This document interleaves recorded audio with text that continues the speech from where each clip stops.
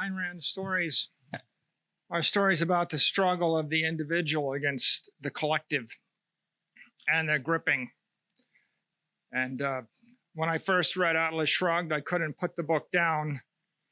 It became a 12 and then a 14 and then a 16-hour day exercise.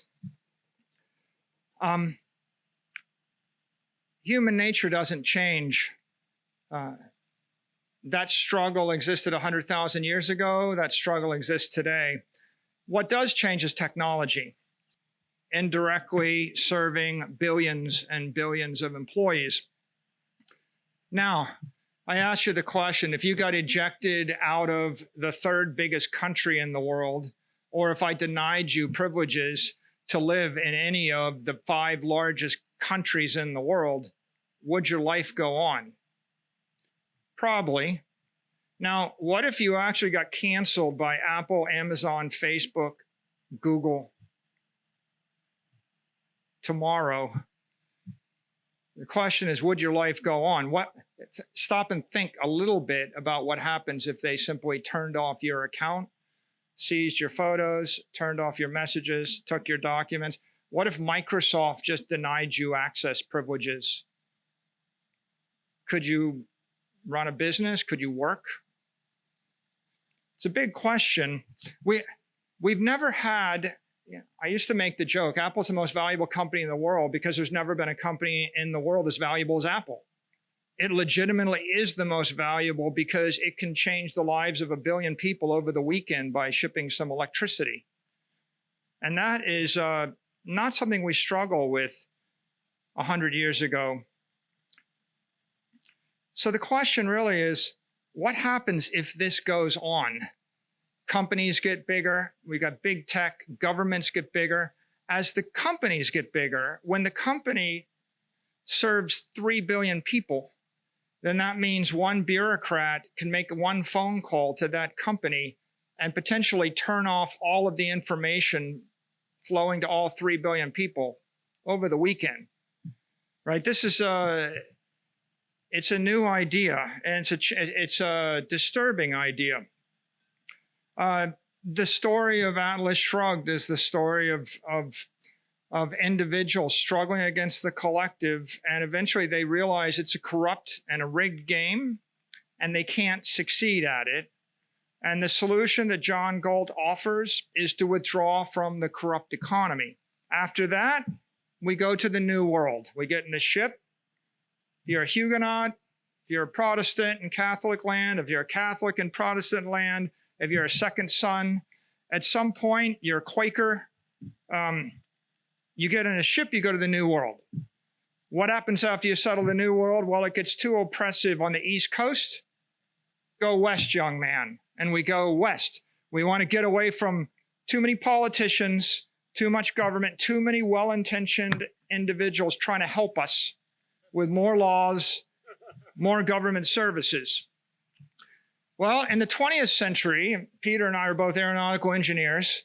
We read every science fiction writer, and the great romantic science fiction tomes from Heinlein, etc., were all about Earth is too crowded. We got to get off this planet. We got to go to space. Elon Musk channels this aspiration every day. But in general, we all grew up thinking that in the 70s and the 80s. Go to space. Now, the problem is, it turns out to be fairly expensive to go to space. We didn't quite make it. We figured out how to send millions of people to the new world, and we spent millions of people west, but we couldn't send millions of people to the moon or Mars or the next habitable G-type star. So where is the next frontier for those thirsting for freedom? Cyberspace. And here I pause and I ask you to, like Steve Jobs said, think different. Thinking conventionally will get you killed. We will be martyrs. We will not be winners, right? If you want to die for your country or die for your cause, you can do that by thinking conventionally. If you want to win, you need to think unconventionally. We have to embrace new paradigms. In the 21st century, you can choose where to locate your body, your friends and family, transcending the constraints of a CEO, a corporation, a country, a city, a company. What if we could create something which is truly utilitarian, egalitarian, economically and philosophically empowering computer network created on the strength of the power of cryptography? And cryptography is a machine with a mechanical advantage. Instead of a Roman construction crane with 180 to 1 mechanical advantage that lets you move a one-ton block with your hands, we're talking about cryptography where it becomes billions or trillions of times harder to break the code than it is to create the code. It's a trillion to 1 advantage. It's a quadrillion to 1 advantage. If you can create a mechanical advantage in cyberspace, then you can create something which is going to transcend and beyond the reach of the collective. And you finally have a tool with which to fight back. Bitcoin is a shining city in cyberspace, and you can go there once you understand it. Bitcoin and objectivism, they have a common cause. Ayn Rand in 1959 said, "I'm for the separation of the state and economics, just as we had the separation of church and state." That means you can manifest something of value in cyberspace without a trusted third party. That means you can create and store and transfer energy in the digital realm. The creation of digital property, digital money, digital energy, and digital matter was therefore affected on January 3rd, 2009. Most people don't realize this, but Satoshi opened a portal from the physical realm into the digital realm, and energy began to flow into cyberspace, bringing life to a formerly dead realm consisting only of shadows and ghosts, bringing conservation of energy and matter, objectivity, truth, time, and consequence into the digital realm, delivering property rights, freedom, and sovereignty that is separate from the physical and the political realm to humanity.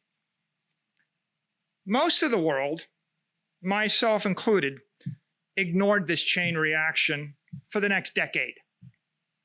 It happened, it flickered, it burned, we ignored it, except for the OG Bitcoin cypherpunks, and they can tell you that everybody thought they were crazy.